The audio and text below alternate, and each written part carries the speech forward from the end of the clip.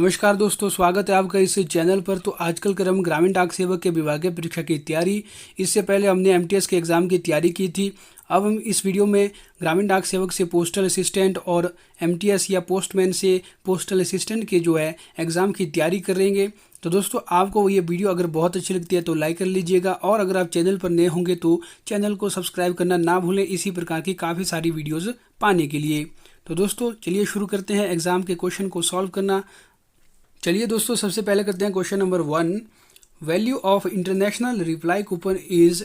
International reply coupon की जो value होती है वो कितनी होती है दोस्तों? तो दोस्तों, इसका सही उत्तर ऑप्शन बी 41 रुपीज़।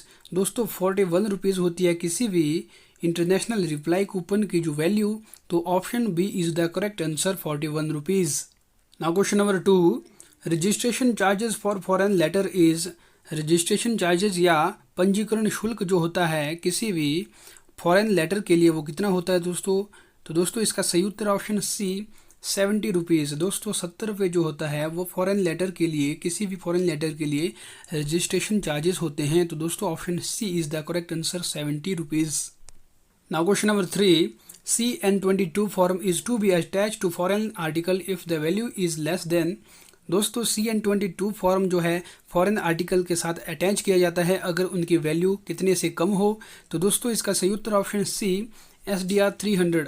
अगर किसी आर्टिकल की जो फॉरेन लेटर है, जो फॉरेन आर्टिकल है, उसकी वैल्यू 300 SDR से कम होती है तो उस पर जो है CN22 फॉर्म जो है अटैच किया जाता है। तो option C is the correct answer, 300 SDR। Now question number 4। Which one of the following offices does not dispatch mail to foreign country?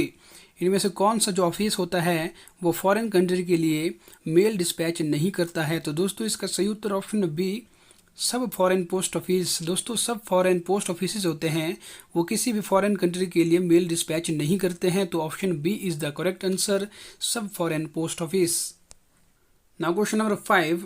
In PLI और postal life insurance children policy the age of the main policy holder should not be over.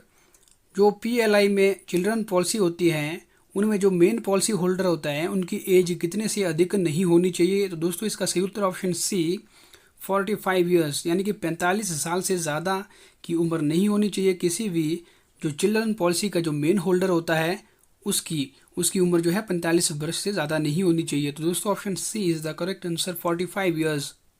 Now question number 6। Tariff including postage for small size greeting post is RS। मतलब डाक शुल्क के साथ जो tariff लगता है small size greeting post के लिए वो कितना लगता है? तो दोस्तों, इसका सही उत्तर ऑप्शन सी 14 रुपीज़। दोस्तों, 14 रुपये का जो है शुल्क लगता है जो पोस्टेज के साथ लगता है स्मॉल साइज ग्रीटिंग पोस्ट के लिए। तो option C is the correct answer, 14 rupees.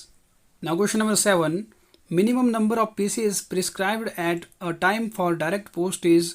मतलब कम से कम कितने पीसेज प्रिस्क्राइब किए होते हैं डायरेक्ट पोस्ट के लिए जब एक बार में डायरेक्ट पोस्ट भेजनी होती है? तो दोस्तों, इसका सही उत्तर ऑप्शन बी 1000, यानी कि 1000 पीसेज होने चाहिए डायरेक्ट पोस्ट के लिए जो कि प्रिस्क्राइब किए जाते हैं। तो दोस्तों, option B is the correct answer, 1000 pieces. Now question number 8। Posting for bill mail service should be once in how many days. जो बिल मेल सर्विस के लिए पोस्टिंग होती है वो कितने दिनों में एक बार होनी चाहिए? तो दोस्तों, इसका सही उत्तर ऑप्शन सी 19 डेज, 90 दिन के भीतर बिल मेल सर्विस की पोस्टिंग एक बार होनी चाहिए। तो option C is the correct answer, 90 days. Now question number 9। AEA और anticipated endowment assurance policy in rural postal life insurance is otherwise called as. AEA policy जो होती है RPLI में, उसको और किस नाम से जाना जाता है?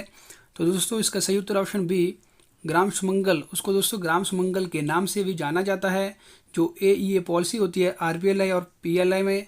तो option B is the correct answer, Gram Sumangal. Now question number 10। Commission for instant money order of value RS 25,000 is. जो इंस्टेंट मनी ऑर्डर होता है जिसकी वैल्यू 25,000 रुपये है उस पर कितना कमीशन लगता है? तो दोस्तों, इसका सही उत्तर ऑप्शन बी 110 रुपीज़। दोस्तों, 110 रुपये का जो है कमीशन लगता है किसी भी इंस्टेंट मनी ऑर्डर के ऊपर जो कि 25,000 रुपये की वैल्यू का होता है। तो option B is the correct answer, 110 rupees. Now question number 11। Minimum deposit amount for opening foreign philatelic deposit account is RS। जो मिनिमम या न्यूनतम डिपॉजिट अमाउंट होता है किसी भी फॉरेन फिलैटेलिक डिपॉजिट अकाउंट खोलने के लिए, तो वो कितना होता है? तो दोस्तों इसका सही उत्तर ऑप्शन डी 5000 रुपीज़, यानी कि 5000 रुपये का जो है मिनिमम जो है डिपॉजिट अमाउंट होता है किसी भी फॉरेन फिलैटेलिक डिपॉजिट अकाउंट को खोलने के लिए। तो option D is the correct answer, 5000 rupees. Now question number 12, what is the expansion of terminology IPVS। दोस्तों IPVS की जो एक्सपेंशन बतानी है आपने या फुल फॉर्म बतानी है आपने, तो दोस्तों इसका सही उत्तर option D India post visibility system. दोस्तों IPVS की जो फुल फॉर्म होती है इंडिया पोस्ट विजिबिलिटी सिस्टम। तो option D is the correct answer. Now question number 13, what do you mean by terminology FSI। FSI की फुल फॉर्म दोस्तों आपने बतानी है, तो दोस्तों इसका सही उत्तर ऑप्शन सी फाइनेंशियल सर्विसेज और सिस्टम इंटीग्रेटर। जो FSI की एक्सपेंड रूप होता है वो होता है फाइनेंशियल सर्विसेज और सिस्टम इंटीग्रेटर। तो option C is the correct answer. Now question number 14, what is the expansion of CSI। दोस्तों आपने CSI का एक्सपेंड रूप या फुल फॉर्म बतानी है, तो दोस्तों इसका सही उत्तर option A core system integrator. CSI की फुल फॉर्म होती है दोस्तों कोर सिस्टम इंटीग्रेटर। तो option A is the correct answer.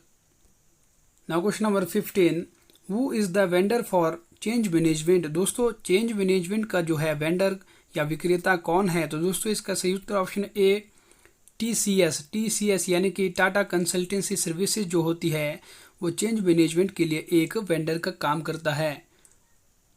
Now question number 16, where is the primary data centre situated at. दोस्तों प्राइमरी डाटा सेंटर कहाँ पर है? तो दोस्तों इसका सही उत्तर ऑप्शन बी मुंबई में।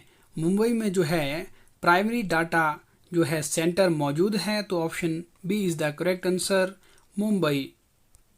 Now question number 17, what is DRC। DRC क्या है? या दोस्तों आपने DRC की फुल फॉर्म बतानी है, तो दोस्तों इसका सही उत्तर option C disaster recovery centre. DRC की फुल फॉर्म होती है दोस्तों disaster recovery centre. Option C is the correct answer. Now question number 18, what is RFP। RFP क्या है?